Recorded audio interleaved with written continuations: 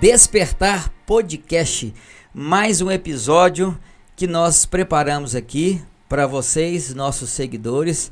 E hoje nós temos aqui um convidado que já esteve conosco aqui em um episódio muito interessante sobre EQM, experiência de quase morte. E hoje, para falar para a gente sobre a glândula pineal, o nosso amigo Andrei Pernambuco. Ele gostou e voltou. É isso, Fabiano? Ele gostou e voltou, e eu também gostei. E gostei de ter voltado. E o mais interessante é que prometeu e cumpriu. É isso aí. Ele falou que ia voltar. Muito bem-vindo, Andrei. Nós vamos falar de um assunto hoje muito interessante, né? O pessoal, às vezes, de casa não tem uma ideia do que nós vamos falar aqui, mas nós vamos falar sobre mediunidade, nós vamos falar sobre coisas físicas, do corpo físico, nós vamos falar de sono, nós vamos falar de muita coisa boa aqui, né, Andrei? Primeiramente, obrigado pelo convite. Foi um prazer ter participado da primeira vez sobre a EQM e eu tenho certeza que será ótimo novamente para a gente falar um pouquinho da glândula pineal, né? É uma estrutura maravilhosa que todos nós temos e que trabalha tanto dentro dos conceitos, né, filosóficos da doutrina espírita, mas também é um importante órgão endócrino, né? E a gente vai destrinchar ela um pouquinho aí para o pessoal de casa entender com bastante clareza. É isso aí. Conforme a gente já trabalha aqui, você já conhece o nosso ritmo, né? Uma conversa muito tranquila, sinta-se em casa, tá bom? E nós vamos iniciar te perguntando, de uma forma simples, né, acessível para os nossos seguidores, o que é a glândula pineal, quais são as suas funções? Ela era conhecida também como epífise, então gostaria que você desse para nós aí uma conceituação de uma forma assim genérica, ampla, de fácil acesso aí aos leigos. Certo.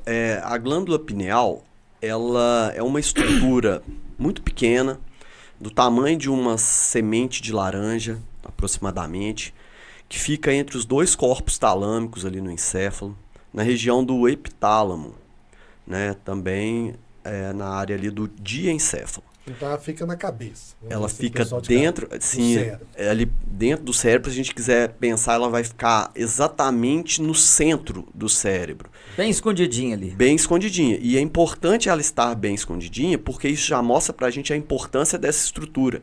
Tudo que é bem protegido no corpo, na anatomia, é porque é importante. A mesma coisa acontece com a hipófise, né? Que é conhecido como glândula mestra, ela está muito bem protegida ali na base do cérebro, estrutura óssea em torno, né, o crânio muito resistente para não poder ter nenhum tipo de lesão nelas. Protegida. Né? Ela é bem protegida, por isso ela é bem escondida. Quando você tem uma joia valiosa na sua casa, você guarda ela bem, você não deixa ela em cima da mesa para qualquer um passar e pegar. Legal. Então, aí você estava falando que ela fica ali nessa região talâmica. Sim. Né? E tem, assim, você falou no iniciozinho que ela é uma glândula exócrina. Endócrina. Né? Uhum. Então ela é endócrina. Ela é endócrina. Vamos lá, a diferença de uma glândula exócrina para uma glândula endócrina é a seguinte.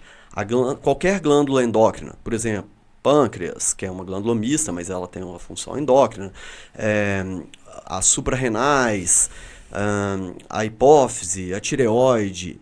Então, toda glândula que é endócrina, ela secreta o seu hormônio diretamente na corrente sanguínea. As glândulas exócrinas, elas usam ductos, que são espécies de canudinhos para jogar a secreção num lugar específico. Por exemplo, a glândula salivar vai usar um ducto para jogar a saliva dentro da sua boca. Né? A glândula mamária vai usar um ducto para tirar o leite de dentro da mama da pessoa para levar até a boca do bebê. Então essa é a diferença assim, entre exócrina e endócrina. Ela é endócrina. A pineal, que também é chamada de epífise, né, que você falou? Sim. Então ela secreta um hormônio. Sim, ela secreta um hormônio. É importante a gente comentar que epífise já tem um bom tempo que não se usa mais esse termo, mas na época que André Luiz escreveu juntamente com Chico Xavier sobre essa estrutura, ela era denominada epífise. Porque tem 80 anos que o livro Missionários da Luz foi publicado, era 1945, e no segundo capítulo o André Luiz se dedica totalmente a falar somente da glândula pineal, né, que no caso ali chamava ainda-se epífise. Depois de 60 anos da publicação desse capítulo, é que a ciência realmente se envolveu, se aprofundou no tema glândula pineal. Porque naquela época acreditava-se que a epífise era um órgão residual, que ela não tivesse nenhum tipo de função. Então André Luiz ele comenta no capítulo que quando ele estudou, nos seus apagados serviços de médico na Terra, que ele era humilde, né, muito simples, ele diz que aprendeu só que ela controlava alguns impulsos da sexualidade ali na fase da adolescência, depois ela regredia e se tornava praticamente um órgão morto. E que quando ele, no plano espiritual, ele enxergou a glândula pineal, ele ficou maravilhado. Ele viu que tinha alguma coisa... Sim. Que ela não era tão um tecido morto assim. Né? Não era um tecido morto. Ela tem muitas funções e a cada dia mais a ciência tem descoberto novas atribuições para a glândula pineal. Né? Mas hoje o que sabe muito bem, né, da glândula pineal é que ela produz a melatonina. Tá até comum no meio, tá na moda, a gente vê o pessoal comprando em farmácia. Nos Estados Unidos ela é vendida como suplemento alimentar, não é um medicamento, né? E as pessoas utilizam principalmente porque a melatonina ficou conhecida como hormônio do sono. Então, pessoas que têm distúrbios do sono, insônia, elas compram melatonina, usam para tentar dormir melhor. Funciona para algumas pessoas, para outras nem tanto. Né? Parece que os ensaios clínicos randomizados, as revisões temáticas com meta-análise não têm mostrado uma eficiência muito grande para controle dos distúrbios do sono usando melatonina, não. Mas a melatonina e a glândula pineal, elas participam do ritmo circadiano, que é um ritmo de produção e liberação de hormônios durante o corpo. O seu corpo ele sabe exatamente se está de manhã, se está à noite, qual tipo de hormônio ele precisa produzir à noite, por exemplo, um GH, a melatonina, o cortisol na parte da manhã para te dar energia para você realizar suas atividades. E quem controla esse ritmo é a glândula pineal, porque ela é exposta, né, às radiações, à luminosidade, ela consegue controlar se é dia ou se é noite. Daí uma observação importante é a gente não ficar exposto à luz no horário de dormir. E qual luz que a gente não pode se expor? A nenhuma. Não pode ser luz branca, não pode ser luz azul, o próprio LED da televisão pode interferir, porque quanto mais escuro estiver, mais melatonina você vai produzir. Então tem uma ligação direta. Sim, com quiasma óptico. Então, no caso, na glândula pineal, ela vai produzir a melatonina, que é esse hormônio que ajuda nesse ciclo circadiano, que seria ciclos lunares, né? Lua, sol... Tem a ver também. O ritmo circadiano é um ritmo corporal, mas parece haver uma influência desses ritmos de troca, né? De lua, que influencia nas marés, será que não vai influenciar na gente também? Né? Tanto é que os antigos falavam assim, que nada repara o sono da noite, né? Sim. A pessoa, eu vou dormir amanhã de dia eu durmo, né? A gente vê que a gente não recupera. Sim, a gente vê isso muito em pilotos, comissários de bordo, né, que tem o jet lag, que eles ficam passando de um fuso horário para outro, então o corpo fica meio perdido. Né? Então eles podem chegar de uma viagem, viajando a noite inteira, dormir o dia todo no dia seguinte que eles vão recuperar, porque o ritmo circadiano fica impactado. Né? E a glândula pineal, como a gente... ouve dizer, ela foi já descoberta há um tempo, mas nos últimos tempos ela tem atraído mais atenção dos cientistas, né? E como você acabou de nos mencionar aí, e ela serviria também assim como um grande radar, um sensor importante que nós temos. Seria isso, mais ou menos? Eu vou tentar contextualizar mais um pouquinho aqui nessa questão da anatomia dela. Isso. Porque que acontece? Ela é muito pequenininha e esse nome pineal, ela vem de parecido com pinus. Aquele pinus que a gente coloca na árvore de Natal. Isso. Né? Parecido com aquilo ali. O formatinho foi dela aí que adveio o nome. Veio glândula pineal pela sua semelhança com o pinus. Sim, né? sim. E aí o que acontece? A glândula pineal, se a gente fizer um corte histológico nela, a gente vai observar que ela tem presença de cristais. São cristais muito semelhantes aos cristais que a gente tem nos ossos. Tem pessoas que têm ela mais biomineralizada, ou seja, tem mais cristais. Tem pessoas que têm menos. Até hoje as pessoas não entendem muito bem qual a diferença você ter mais ou menos. Mas sabe-se que à medida que a gente vai envelhecendo, aumenta-se a quantidade de cristais dentro da pineal, aumenta-se a calcificação dela. Mas isso não a torna um órgão morto. Pelo contrário, aí entrando dentro do que você me perguntou, algumas pessoas acreditam que aquele sexto sentido, que a gente fala, não, parece que vai chegar uma notícia boa, vai chegar uma notícia ruim. Nossa, o Fabiano nem falou nada comigo, o Luiz já entendeu, já captou. Tem o dedinho da glândula pineal aí. Parece que sim, né? A gente não pode afirmar, a gente tem que ter muita cautela, né? Porque a gente não misturar a ciência com pseudociência. A ciência nunca provou isso, né? Mas as pessoas alegam, né? René Descartes dizia que a glândula pineal era a sede da alma, né? A cultura hindu utiliza aquele marcador ali entre os dois olhos, né? O terceiro olho, ele está diretamente associado ao posicionamento da glândula pineal, que é para expandir a consciência ali, de acordo com eles. Terceiro olho, né? Terceiro olho. Então, assim, parece, tá, que a glândula pineal ela tem uma capacidade, sim, de detectar e de emitir campos eletromagnéticos. Tanto que em pássaros, né, que migram durante um período do ano, se for retirada a pineal deles, não sabem para onde migrar mais. Animais que têm cio, né, que se acasalam no período de cio, também parece haver um controle da glândula pineal nesse sistema. E eu me lembro assim, muito de um trabalho científico que mostrou que em ratos jovens, crianças, vamos dizer assim, né, filhotes ainda, se você retirar a glândula pineal deles, em pouco tempo eles começam a expressar sinais de puberdade. Então parece que a glândula pineal realmente está muito envolvida nas questões sexuais, né, nas questões relacionadas à procriação, migração. Tá?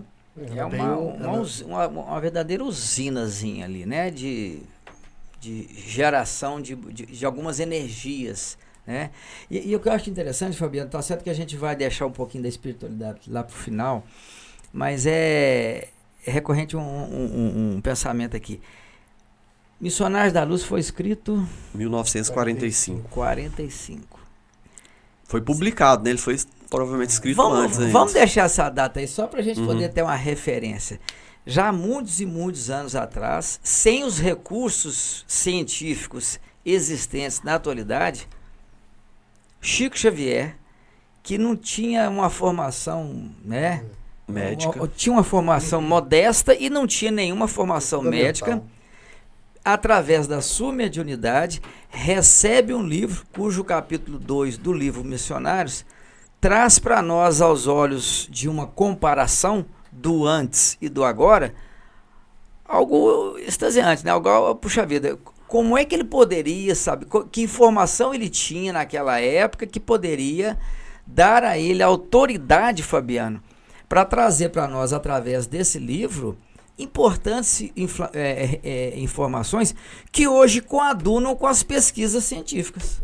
Sim, é muito interessante que o professor da Universidade Federal de Juiz de Fora, Giancarlo Lucchetti, juntamente com Décio Iandoli Júnior, né, que também é um pesquisador, um médico espírita importantíssimo, palestrante de primeira categoria, eles escreveram um artigo científico em 2013 e foi publicado na Neuroendocrinology Letters, que é uma revista importantíssima de neurociência, e eles conseguiram publicar um artigo fazendo um paralelo entre o que o André Luiz comentou em 1945 e o que a ciência trazia depois ali de mais de 60 anos. E a conclusão do artigo é muito dentro disso que você está me dizendo. Eles perguntam assim, para deixar uma dúvida no ar, como pode uma pessoa com pouca instrução educacional, né, clássica, né, vamos dizer assim, que vivia numa área subdesenvolvida do estado de Minas Gerais, sem acesso a bibliotecas, a artigos científicos, zero de conhecimento médico. Pesquisa zero. Pesquisa zero. O Chico não tinha condição de ficar debruçado lendo artigo científico, igual a gente faz hoje, né? Ele estava ocupado com outras questões. Falta de tempo, né? Pois é, e assim, ele estudou, acho que, se não me engano, até a 4ª série do ensino fundamental. Como que ele trouxe informações tão ricas sobre uma estrutura anatômica que muita gente nem sabia que existia até então, e que as faculdades de medicina consideravam como um órgão vestigial, algo morto, que não servia para nada. E era a conclusão científica da época. Da época, sim. A ciência, ela sempre evolui, né? E ela vem trazendo novas verdades. E ele estava lá na frente já. É interessante, porque se a gente for contextualizar, esse capítulo 2 é o seguinte, o André Luiz estava acompanhando um mentor chamado Alexandre, e o Alexandre levou ele numa casa espírita, onde haviam 18 pessoas encarnadas e uma centena de espíritos, né, desencarnados, obviamente, que estavam acompanhando ali os ensinamentos, a logística, a dinâmica ali da casa. Nesse momento, o Alexandre, ele forneceu um passe magnético pro André Luiz, e a partir daquele momento o André Luiz começou a enxergar um ponto brilhante, resplandecente no cérebro das pessoas. E ele ficou assustado, né? E Alexandre, pode ficar tranquilo, eu também tive essa mesma sensação quando eu vi pela primeira vez. Mas não tem condição, Alexandre. Eu estudei isso aqui na faculdade, era um órgão vestigial, um órgão morto. Olha, isso aqui está emitindo luz, parece um lótus com pétalas brilhantes.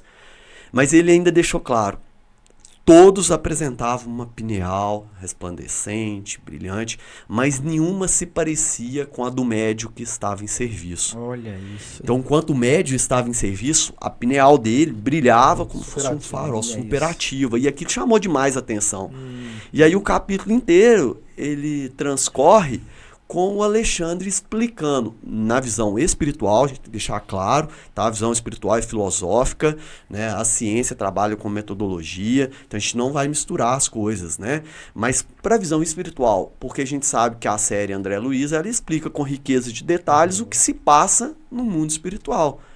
E ele aprendeu, enquanto médico, que a glândula pineal não servia para nada. Lá no plano espiritual, ele entendeu que ela servia para muita coisa. Então o capítulo é muito sobre isso. Legal demais. E o André Luiz também traz muita coisa nos domínios da mediunidade, mecanismos da mediunidade. Não especificamente falando, né, da epífise, agora ele fala do Missionários da Luz, mas traz muita referência de como que seriam os processos mediúnicos ali. E é interessante o que o Fabiano está dizendo, porque você pega o conjunto da obra, das referências, como ele está lembrando aqui, e você valida o capítulo 2 do Missionários. É bem isso. É interessante, assim, dentro do que o Fabiano está dizendo, que a gente está mencionando esse capítulo 2 do Missionários da Luz, mas a epífise ou glândula pineal, ela realmente é colocada em outros capítulos do Missionário da Luz. Como você disse, mecanismos da mediunidade, também fala bastante. Tem um outro, Evolução em Dois Mundos, fala muito sobre glândula pineal. Então toda a série do André Luiz traz, que seja uma vez ou outra, fala-se alguma coisa. Isso eu acho que ressalta, né, para valorizar que realmente é uma estrutura importante, porque ele tem tanta coisa para falar, e ele falar tantas vezes da mesma estrutura, é porque ela realmente tem uma importância grande. E o professor Décio Andoli, o professor Giancarlo Luchetti, no capítulo ele faz uma contabilidade ali de quantas vezes ela aparece em cada uma das obras. Bacana. Né? Então depois a gente pode compartilhar aí com os ouvintes aí do podcast, né? Para que eles tenham o artigo em casa, em mãos, para poder ler, quem tiver interesse de ler, né? Que é esse paralelo aí entre o que o André Luiz disse e o que a ciência conhece. Esse artigo realmente ele é matador, viu? Porque ele traz aí... tentar encontrar e a gente eu deixa mando, aqui. tem ele aqui. Eu vou pôr nos comentários, tá, pessoal? Vocês acessem o link lá, quem quiser conhecer mais, tá lá um artigo científico. Ô, Andrei, mas então, a glândula pineal, então, ela tem ciclo circadiano, ela é uma glândula endócrina e tal. O nosso comportamento, as nossas emoções, vamos inverter. O que nós podemos, no nosso dia a dia, com as nossas emoções, os nossos devaneios de... Né, você falou do celular, que as pessoas ficam até de madrugada. Isso pode levar a alguma disfunção da pineal ou um mau funcionamento que venha trazer alguma consequência? Mesmo que provisório, né, Fabiano? Mesmo que provisório. Você acha que tem a ver? Sim, fisiologicamente Sim. né? Porque, como a gente disse, para a glândula pineal trabalhar com sua eficiência máxima, você precisa estar no escuro. E a cada dia mais a gente está ficando exposto à luminosidade, a gente tem televisão dentro do quarto, a gente fica usando o celular até a hora que o sono realmente vem. Depois, no outro dia, a gente não tem aquele sono restaurador, acorda cansado, indisposto, né? E muitas doenças psicossomáticas, elas começam relacionadas a distúrbios do sono. A gente sabe, a gente tem uma série de linhas de pesquisa mostrando que o distúrbio do sono impacta numa série de condições patológicas. Então, a gente precisa dormir bem, a gente precisa descansar. Durante o nosso sono, a gente produz hormônios que em outros momentos do dia a gente não produz. Por exemplo, o GH, que é o hormônio do crescimento.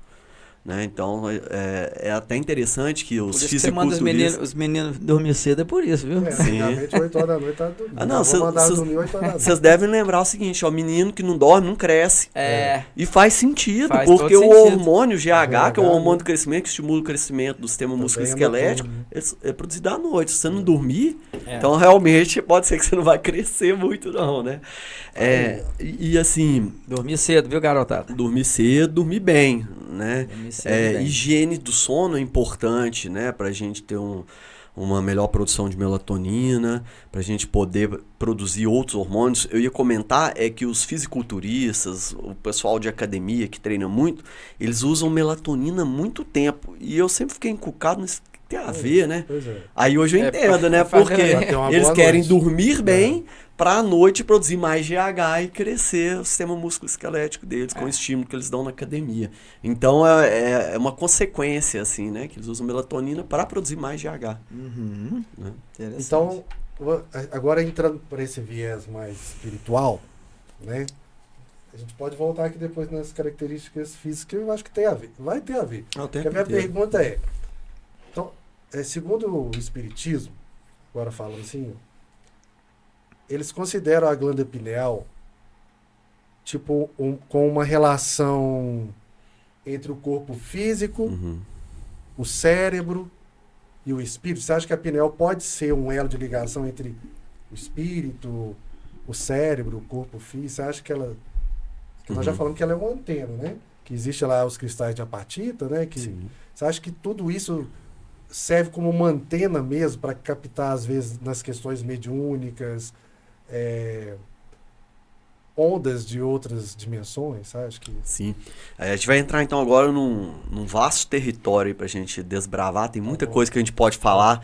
Dentro da sua pergunta aqui, eu pensei em umas 5 coisas aqui que a gente já poderia falar interessante, né? Sobre a glândula pineal. André Luiz, nesse capítulo, quando ele conversando com o Alexandre, ele recebeu a instrução do Alexandre que a epífise, ou glândula pineal, no caso eles chamavam ainda de epífise, é a glândula da vida espiritual do homem. E em algumas passagens ele chama ela de a glândula da vida mental do homem. Então depois a gente pode destrinchar um pouquinho essas vertentes. Mas de acordo, né, com o Espiritismo, realmente a glândula pineal ela tem uma relação, sim, com espírito, perispírito. Sim. Né? Porque a gente sabe que o espírito precisa prender ao perispírito de alguma maneira. E há suspeitas, né, hipóteses que a glândula pineal seja uma das responsáveis. Nesse capítulo 2 ali do Missionários da Luz, o André Luiz ele comenta, né, que a epífise, ela, quando ela acorda ali na fase da puberdade, né, que você tem o despertar dos desejos sexuais, né, aquela pessoa que era uma criança, agora ela virou um adolescente e ela tem a sexualidade aflorada, é porque a pineal ela faz uma recapitulação de vidas passadas, de tudo aquilo que a gente já viveu. Então, muitas pessoas até acreditam assim, que os relacionamentos homoafetivos ou heteroafetivos, eles podem sim ter relação com vidas passadas, inclusive, dentro, obviamente, da filosofia da doutrina espírita. Não estou dizendo que seja ciência, tá? Para a gente não misturar. Mas existe esse tipo de hipótese. Que, sei lá, numa outra vida você tinha um determinado tipo de relacionamento, e aí quando a pineal ela acorda no organismo da pessoa ali na época da puberdade, começa a jorrar energias psíquicas, a jorrar hormônios, aí sim a pessoa faz uma recapitulação de vidas passadas. E infelizmente André Luiz nos alerta, né, que a maioria de nós, ou nessa vida, ou em vidas passadas, a gente comprometeu demais a nossa pineal com atitudes, com gestos, com excessos, principalmente na área sexual, né? Então ele chama atenção que isso pode deteriorar, né, o funcionamento, e que às vezes a gente vai precisar de várias encarnações para poder pagar ou sanar esse débito aí que a gente foi contraindo ao longo do tempo. Então aqui a gente precisa sim, né, ter um cuidado com ela. Também, principalmente, né? Eu acho que essa parte a gente pode abordar aí com... Tem uma pergunta aqui, Fabiano, que eu vou até pedir licença para poder fazê-la, porque tem a ver com o que você está falando. O estresse, a ansiedade, pensamentos negativos, tudo isso aí podem afetar, obviamente, o nosso corpo, mas pode afetar também a glândula pineal. Sim, dentro do que você está falando. É interessante a gente falar assim, aqui dá para a gente falar um pouquinho, né, de neuroendocrinologia. Então a gente pensar o seguinte, o ritmo circadiano, vamos dicotomizar ele, deixar ele bem simples. Vamos pensar só em cortisol e melatonina. Então a melatonina à noite, né, faz com que os níveis de cortisol baixem bastante. Se você tiver cortisol alto à noite, você não dorme. Tá? Aí de repente, quando começa a amanhecer, a clarear, você começa a produzir mais cortisol e vai deixando de produzir melatonina. Então o pico de cortisol sobe, melatonina desce. Isso é o que deve acontecer naturalmente. Hoje, a gente sabe que o cortisol, juntamente com a adrenalina, noradrenalina, mas principalmente o cortisol, é o hormônio do estresse. Ele é um marcador de estresse. Se você tiver com níveis altos de cortisol, significa que naquele momento ali você estava com níveis altos de estresse. Tá? Então a gente sabe, sim, um nível alto de cortisol vai produzir um nível baixo de melatonina. E consequentemente distúrbios do sono. Quem não dorme bem, no outro dia está cansado, está fadigado, aí não consegue desempenhar suas funções no trabalho, dentro de casa, e isso vai ter repercussões ali na vida. Então a gente sabe que algumas doenças crônicas têm relação com distúrbios do sono. Tá? Inclusive a gente tem que ficar atento assim, a alguns tipos de câncer, né? A gente tem que tomar cuidado com doenças mentais que estão cada dia mais incidentes, né, na população, e a ciência tem debruçado sobre isso. Então pesquisar a associação, por exemplo, entre esquizofrenia e glândula pineal, entre depressão e glândula pineal. Inclusive existe já validado, né, na ciência, um tipo de depressão que tem muito a ver com a produção de melatonina, que é a depressão sazonal. Nós que vivemos num país tropical, a gente não tem isso não.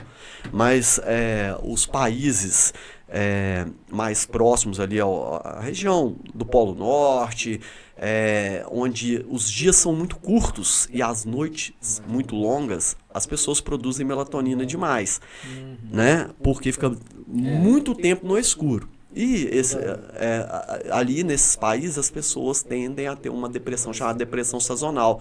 A gente consegue perceber isso quando ficam muitos dias chuvosos, escuros, então na hora que o sol sai a gente fica mais alegre, mais feliz, né? E essas pessoas às vezes elas não têm essa possibilidade, né? São meses, né? São meses ali dentro de casa, frio intenso, escuridão, né? E isso vai trazendo uma certa depressão do sistema, do comportamento. O reflexo é direto. Eles deixam de ficar felizes ali, né? Você falou uma coisa muito interessante. Vê um sol que todo mundo Todo mundo satisfeito na hora que o sol aparece e tem muito a ver realmente, né? Um reflexo bem vivo. O pessoal antigo abre a janela, abre essa janela, deixa o sol entrar. Sim, né? sim.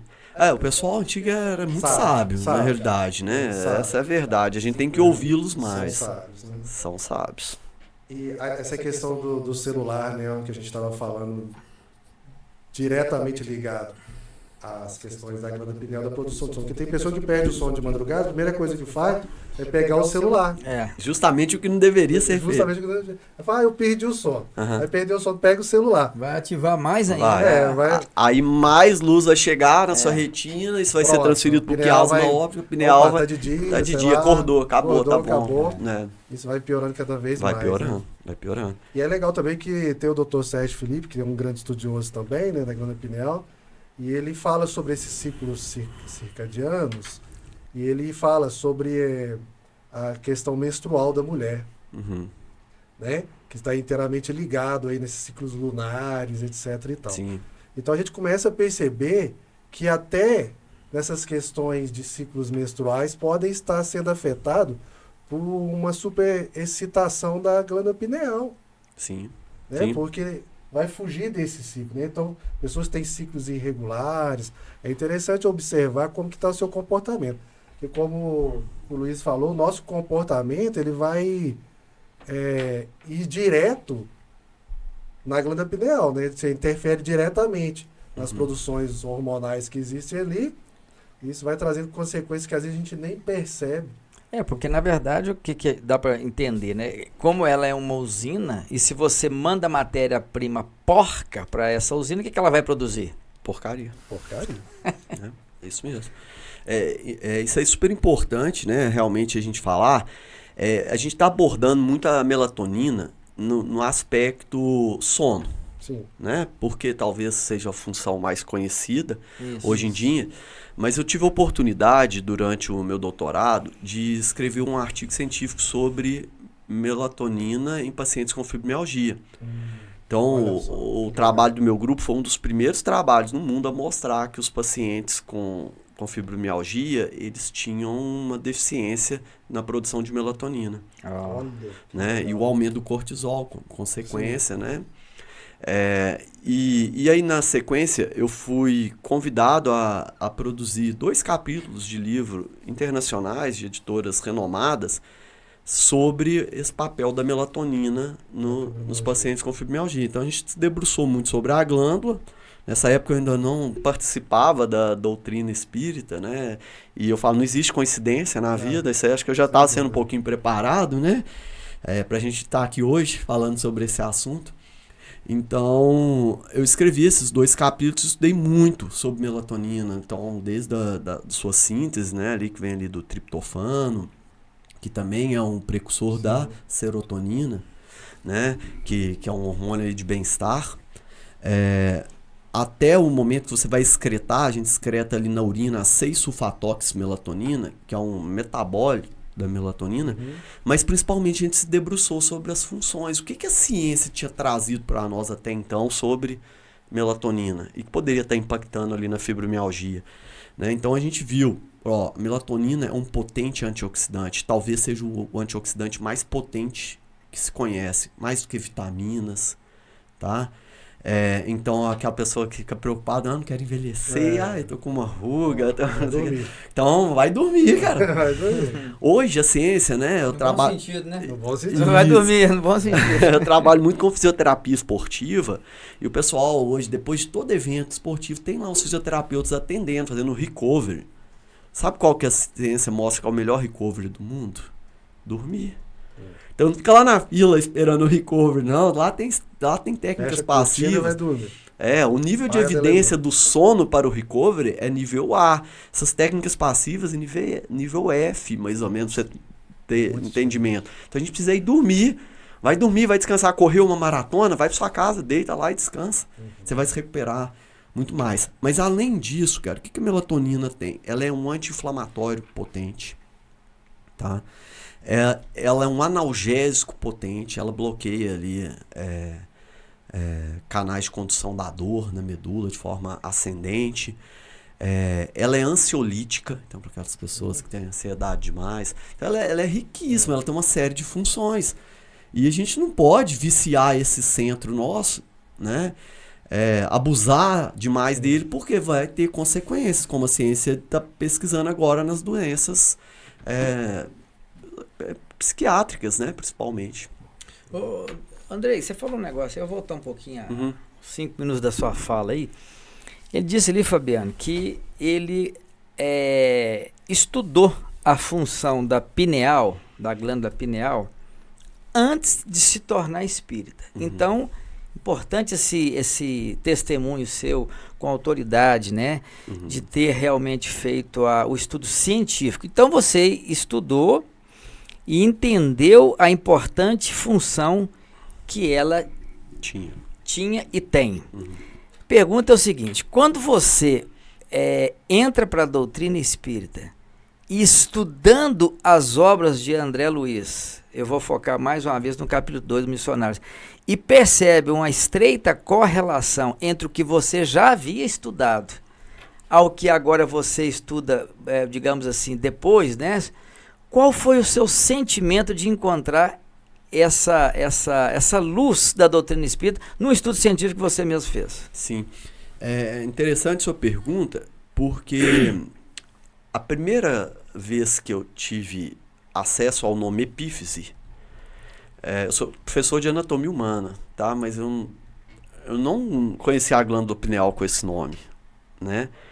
E um grande amigo meu, espírita, me pediu para preparar uma palestra sobre a epífise. Peraí, o que é epífise? A epífise, lá, a glândula que produz melatonina, que está lá no centro cérebro. Não, só chama glândula pineal. Epífise são as pontas dos ossos longos. Né, Fabiano?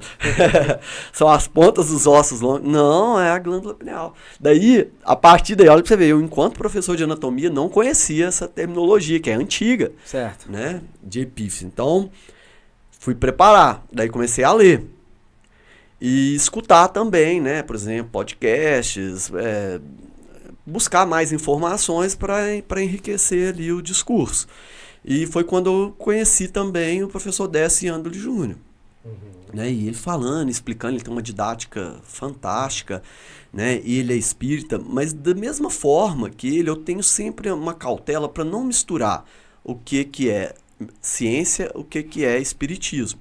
Então eu gostei demais com ele lá, enquanto professor de anatomia, enquanto uma pessoa que já tinha escrito algumas coisas sobre a melatonina, sobre a glândula pineal, eu achei interessantíssimo. Mas o viés e a informação trazida ali é para outro lado, né? A ciência ela fica pensando o que a gente está falando até agora, mas o André Luiz ele traz muito mais a associação da glândula pineal com as questões morais do ser humano. Não com as questões fisiológicas. Sim. Tanto que o André Luiz ele ficava perguntando para o Alexandre, mas e as glândulas sexuais? Não, elas são estritamente mecânicas e elas estão sob controle da glândula pineal. Mas vamos parar de falar disso, que o nosso intuito não é falar sobre isso aqui. Nosso intuito é para a gente falar sobre a glândula pineal enquanto a glândula da vida mental, enquanto a glândula da vida espiritual. Ele chamou a atenção assim, do André Luiz na ocasião. Né? Muito legal, cara.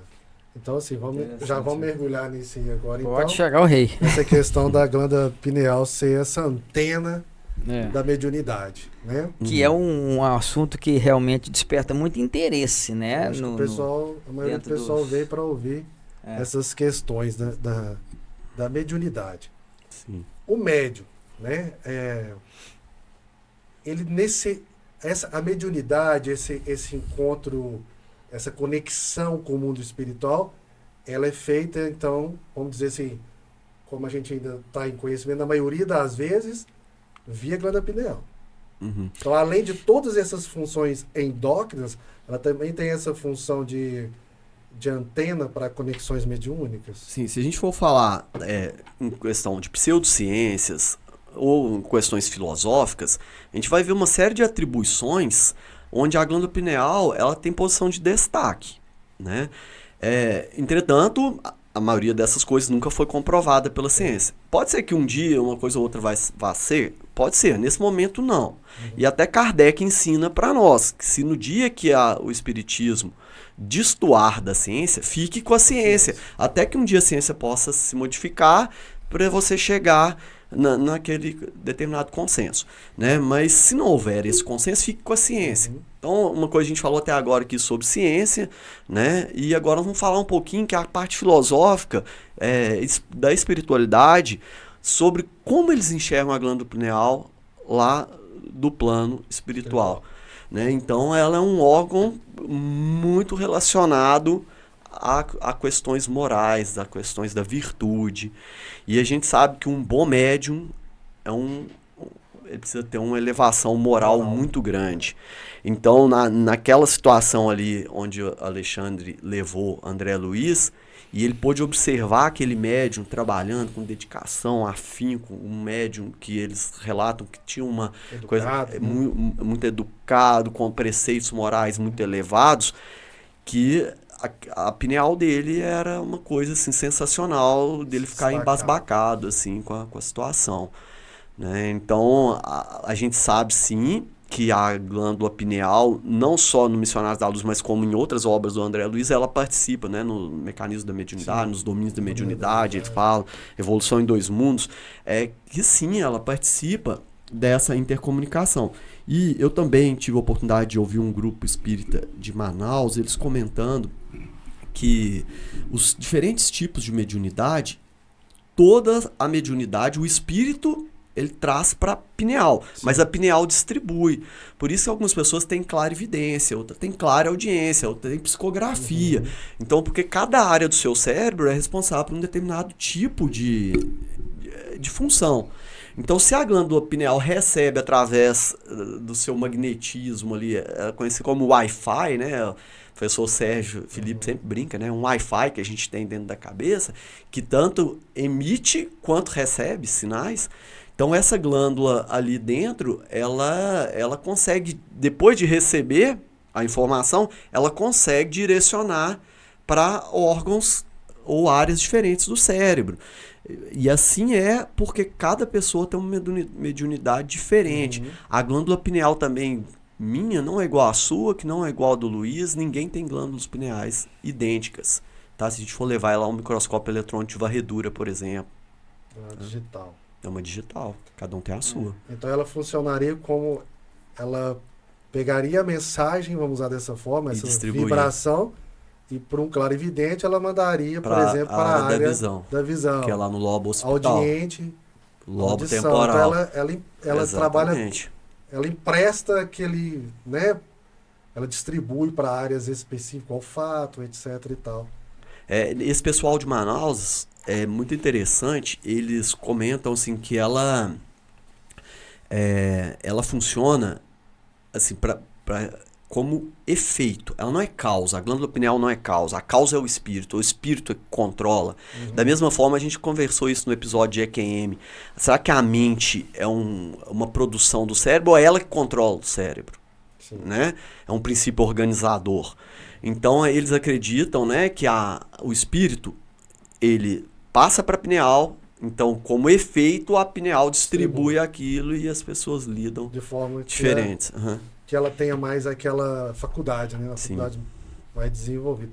É interessante. Mas, assim, agora falando assim, você falou que a pineal ela se localiza anatomicamente, então, lá no meio do cérebro, né? E ela tem uma ligação. Você falou também do hinduísmo. Na hora que você falou do hinduísmo, né? Que eu uso o terceiro ponto. Que eu lembrei também daquela figura do olho de Horus, né? Que eles assimilam muito o olho de Horus como sendo um corte do cérebro. Você já observou isso? Não, você observa. Eles assemelham muito o olho de Horus, que é aquele símbolo do olho de Horus, como se fosse um corte transversal do cérebro. E você consegue ver direitinho ali no corte a glândula pineal colocada ali. Vocês falam que o olho de Horus é uma referência à glândula pineal. É interessante. É interessante. Depois o pessoal de casa olha lá também. Depois você observa. Muito interessante. Então, existem essas referências. Já, se a gente for pensar isso há quantos séculos, né? Ou milênios atrás, né? E os hinduísmos também, com esse terceiro olho. Então, ela está localizada nessa região praticamente que a gente falaria do centro de força coronário. Uhum. Tem alguma relação com esse centro de força? Cientificamente, não. Filosoficamente, sim. Né? Então, acredita-se que o centro coronário seja o principal. O frontal e o coronário, ela fica no meio, né? O coronário, ele é o mais importante de todos os centros, né? E a partir dele é distribuído as forças para os demais centros, genésico, por exemplo, né? Cardíaco, enfim, esplênico. Só que isso não é ciência. Ciência para ciência essas coisas não existem, né? Mas assim, para doutrina, para outras religiões, existe sim uma relação muito estreita entre a pineal e o centro coronário. Então, se o centro coronário é que recebe energia para depois passar para os outros centros, será que isso não é feito via glândula pineal? Boa pergunta. Boa pergunta, porque ela como uma grande usina, ela vai receber ali matéria-prima para poder distribuir dentro de uma lógica para os centros de força. Numa lógica muito lógica é isso, né? Sim. É por isso que é importante a gente ter esse raciocínio, né? Dentro do espiritismo, que é a nossa fé raciocinada. Então, como a ciência ainda não tinha conseguido chegar em 1945 às conclusões que chegaram hoje a partir da glândula pineal, essa fala nossa aqui futuramente vai ser estudada. Com certeza. Numa comparação assim, né? Meio... Ô Luiz, e assim, eu acho que você está sendo intuído aqui nesse momento porque em 3 ou 4 oportunidades você citou esse termo, usina. Né? Então eu preciso falar um pouquinho sobre isso, porque o André Luiz, ele trouxe para nós que a glândula pineal é uma potente usina, não é uma usina qualquer não, uma potente usina, e que ela secreta energias psíquicas, tá? Então, ainda não descobertas pela ciência. Exatamente. Por isso que a gente fica nesse... no limbo, assim. Por enquanto, limbo, né? Boa. Mas que ela, de acordo com eles, então ela produz energias psíquicas. E essas energias psíquicas, se acumularem demais dentro do nosso organismo, elas são nocivas. Boa, eu ia te perguntar isso. Ainda bem que você já está adiantando aí. Sim, então o que acontece? A gente precisa, primeiro, não viciar esse centro de força. Como que a gente poderia viciar? Com atitudes materialistas demais, com atitudes de baixa moral, inferiores. As características da porta larga, né? Exatamente. De que traz a parábola. Questões sexuais que, de acordo com o André Luiz, são as que mais prejudicam, desequilibram a glândula pineal. Aí ele até chama atenção quantas famílias já foram destruídas por conflitos sexuais, quantas vidas já foram perdidas, civilizações que às vezes se envolveram em questões dessa natureza, né, e entraram em decadência. Né? Antigamente sabia-se que era comum, por exemplo, os luponários, né? Que eram casas de prostituição, eram prostíbulos e haviam bacanais lá dentro. E a gente, se a gente for realmente pensar, né, que nós já temos uma vida única, mas várias existências, né? A gente já pode ter passado por lá, né? E prejudicado e viciado esses centros nossos de alguma maneira. Mas existe possibilidades para a gente melhorar. E André Luiz traz como a gente fazer isso. O como que é importante. Que a gente pode fazer também. A gente pode falar um pouquinho sobre isso. Que pode continuar. Né? Então, o que ele traz? Para a gente dissipar um pouquinho desse excesso produzido pela nossa usina, dessas energias psíquicas, a ciência, ele traz isso, a ciência aconselha o uso do esporte. É muito comum a gente ver hoje em dia, ele fala, nossa, se eu não for lá fazer minha musculação, se eu não der minha pedalada, se eu não correr um pouquinho, eu vou ficar estressado. Nossa, a minha mulher fala, nossa, aqui, vai correr, senão ninguém te aguenta. Precisa do hormônio para poder liberar as tensões, né? A gente precisa, né, descarregar um pouco da energia que a gente vai acumulando. Então a ciência ela sempre recomendou, e o André Luiz fala que isso é magnífico, que é super importante, porém não é o suficiente. Tá? Só remar, levantar peso, correr, andar, é bom.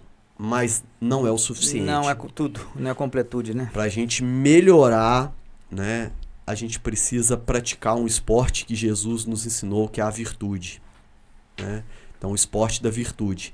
E aí eu penso assim em alguns fisiculturistas da virtude, tipo Irmã Dulce, Gandhi, Madre Teresa de Calcutá, que eram minúsculos no porte físico, mas com uma elevação moral, Chico Xavier, né, imensurável. Por que recebia tanta informação do alto e ninguém sabe? Veja bem, dentro como do que a pineal estava ali, Sim. né? Pronta para receber. Nossa, imagina a pineal do Chico Xavier. Como dentro do que você está falando aí, eu não sei se serviria para agregar alguma coisa aí.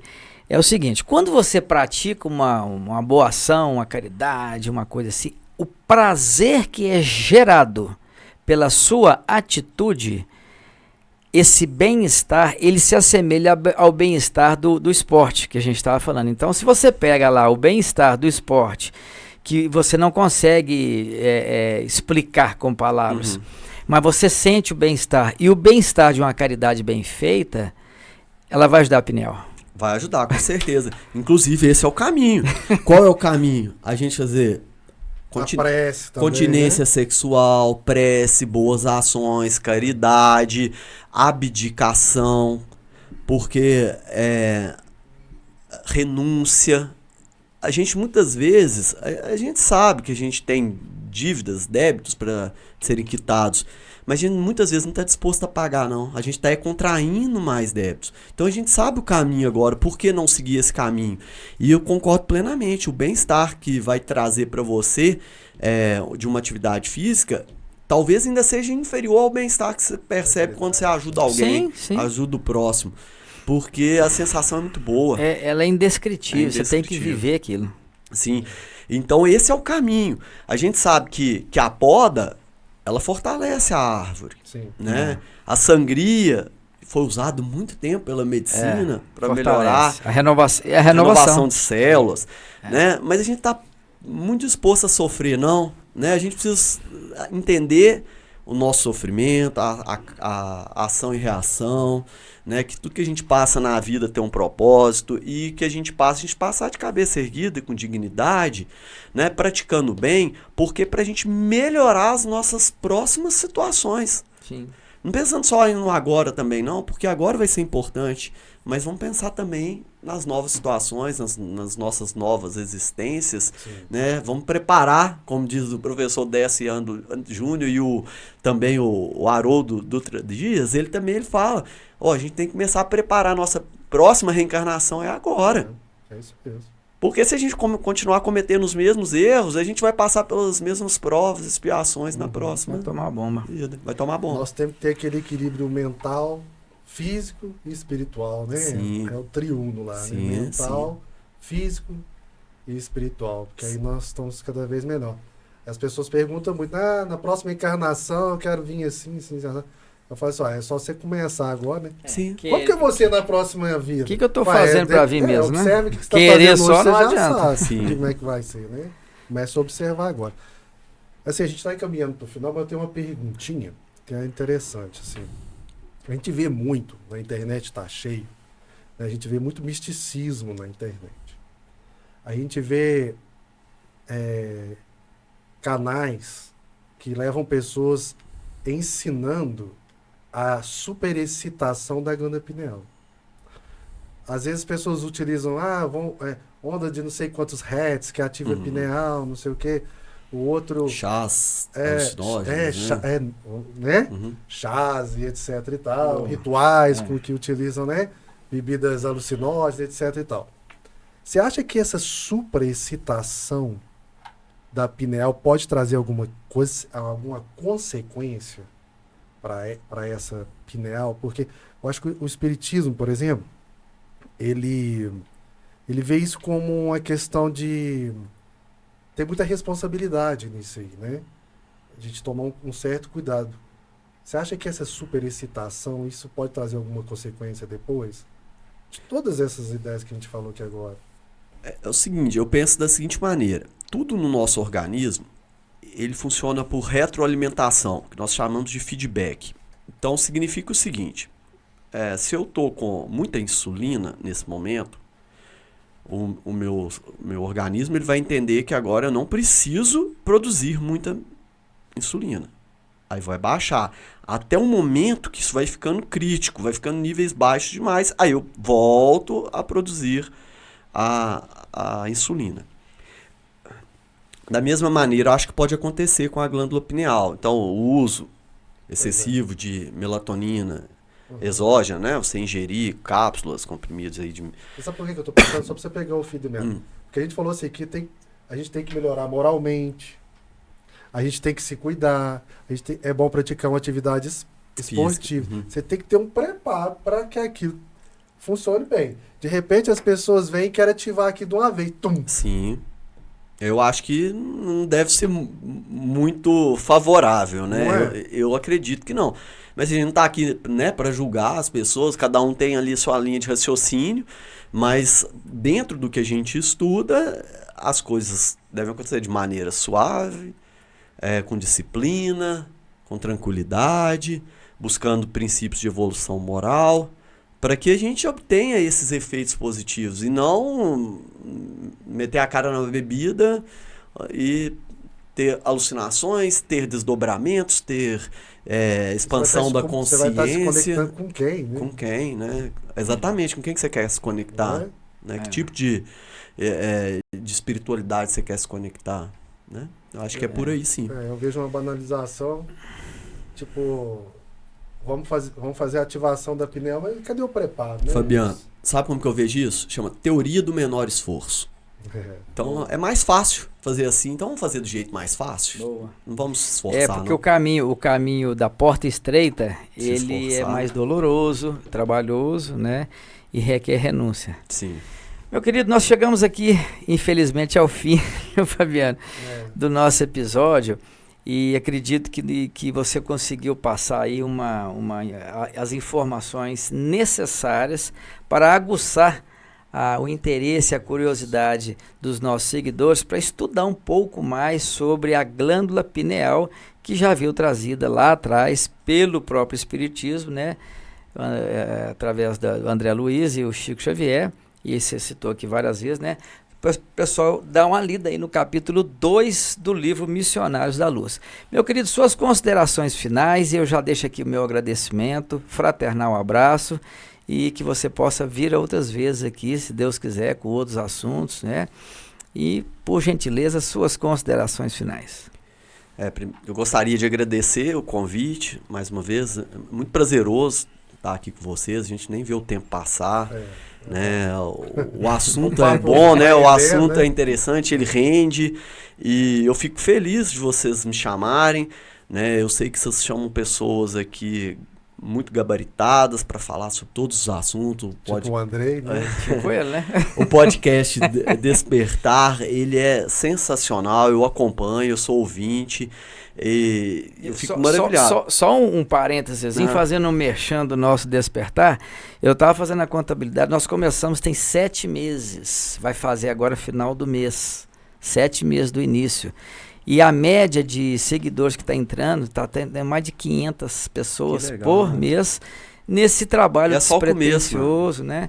E ficamos realmente muito felizes. Não existe coincidência, né? A gente falou aqui, não existe coincidência. Mas desculpa te interromper, pode continuar. Não, então realmente era agradecer vocês, é um prazer enorme estar aqui, poder falar sobre assuntos, né, relacionados à doutrina espírita, relacionados à ciência, né? Podem me chamar outras vezes, eu vou vir com o maior prazer, né? E deixar assim como recado mesmo para os ouvintes é que a gente deve cuidar da nossa glândula pineal com a higiene do sono, com a prática de atividade física, com pensamentos positivos, né? Emmanuel, o que ele dizia? Ele dizia assim, pensamento é vida, né? Até o livro Pensamento e Vida, né, Emmanuel? Então, assim, o que a gente pensa interfere, e a glândula pineal, o que a gente pensa no consciente, ela incorpora no nosso subconsciente, de acordo com o André Luiz.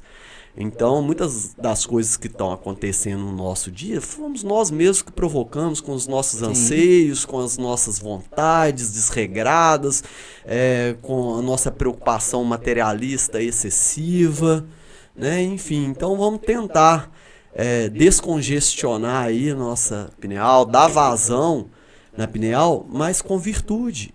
Né? Vamos trazer coisas boas para nós, para os próximos. Isso vai refletir na gente, seja agora ou seja depois.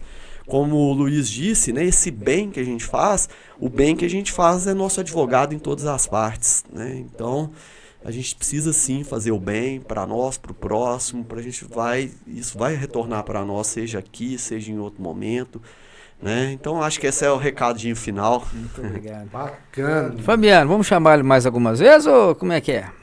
Eu já tô com uma ideia aqui na minha, para ir falar então, para nós já. Então não faz um spoiler não, vamos deixar isso aí. Já tô com uma ideia aqui já. Vai ser legal, hein?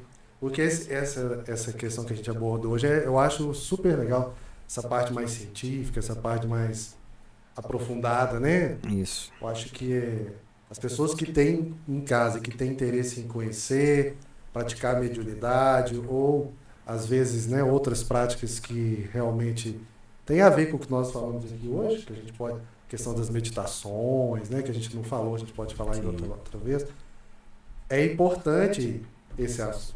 Isso aí. Ô, Fabiano, é bom você ter tocado nessa questão, né?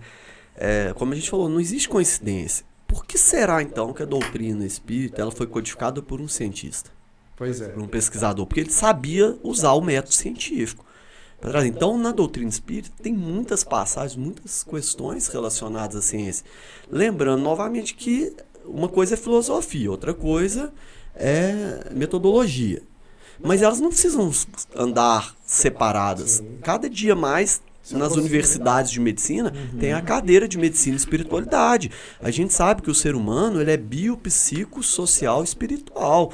Então é importantíssimo a gente trabalhar o ser humano em todas as vertentes, senão a gente está sendo reducionista. Sim. Verdade. Perfeito. Meu amigo, então, muito obrigado. Por nada. Daqui depois nos bastidores eu já te falo a ideia que eu estou tendo. E a gente já marca aqui uma data que vai ser legal. A pessoa de casa fica no aguardo aí que as intuições aqui chegam mesmo. As portas estão sempre abertas. Obrigado. Tá? Né, Luiz? Quer deixar mais um comentáriozinho? Não, só isso mesmo, só agradecer mais uma vez o Andrei. E estamos agora encerrando mais um Despertar Podcast com esse grande amigo, Andrei Pernambuco, que já é sócio aqui do nosso Despertar. Maravilha. Um grande abraço e até a próxima oportunidade. Se gostou, curte, compartilha. Quem não é inscrito, se inscreva no canal, que isso é muito importante para nós, a plataforma entender que vocês estão gostando do conteúdo e distribuir para o pessoal todo conhecer sobre a glândula pineal. E até o próximo Despertar Podcast.